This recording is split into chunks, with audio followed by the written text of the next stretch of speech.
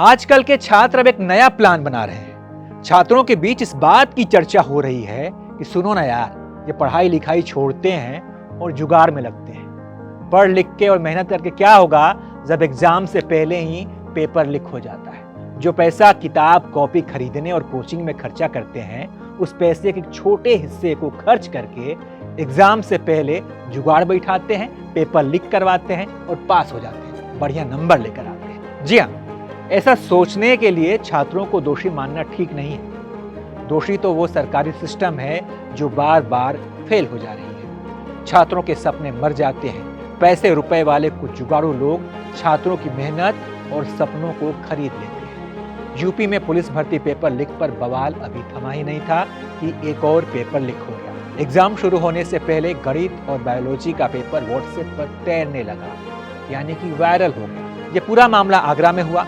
परीक्षा के पर्यवेक्षक मुकेश अग्रवाल ने इस मुद्दे पर कहा कि सोशल मीडिया पर पेपर की कुछ फोटोज वायरल हुई हैं। यूपी बोर्ड के सचिव देवकांत शुक्ला के मुताबिक इंटरमीडिएट जीव विज्ञान और गणित का पेपर दोपहर 3:10 पर एक व्हाट्सएप ग्रुप पर भेजा गया था। 12वीं क्लास के जीव विज्ञान और गणित का पेपर दोपहर 3:10 पर ऑल प्रिंसिपल्स आगरा नाम के एक व्हाट्सएप ग्रुप पर विनय चौधरी नाम के व्यक्ति ने भेजे थे।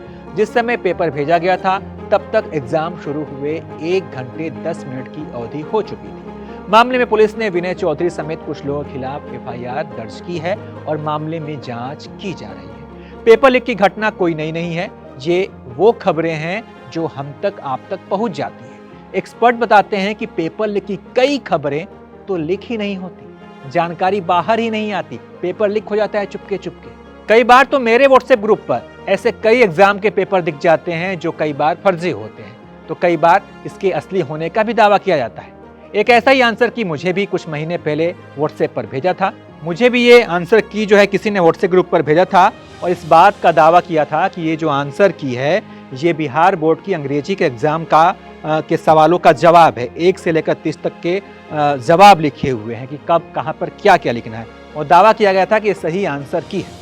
तो ऐसी कई खबरें आती रहती हैं, पेपर लीक की बात कही जाती है। कई बार ये खबरें फर्जी भी होती हैं, तो कई बार कहा जाता है कि भाई सच में पेपर लीक हो गया है। कुल मिलाकर कहें तो ये पेपर लीक का दौर चल रहा है। बच्चों के सपनों का सौदा हो रहा है। यूपी ही नहीं, बिहार, राजस्थान और MP समेत कई जगह से ऐसी खबरें आती हैं। देखना होगा कि राज्य सरकारें कब तक ऐसे मामलों पर लगाम लगा पाती हैं, कब तक जो है ये पेपर लीक की घटनाएं रोकी जाती हैं, क्योंकि सवाल छात्रों के भविष्य का है। छात्रों का भविष्य उज्जवल होगा तभी देश का भविष्य भी उज्जवल होगा। इस घटना पर आप क्या सोचते हैं, आपकी क्या राय, कमेंट कर बताइए। और तमाम अपडेट्स के लिए आप देखते रहिए ABP लाइव।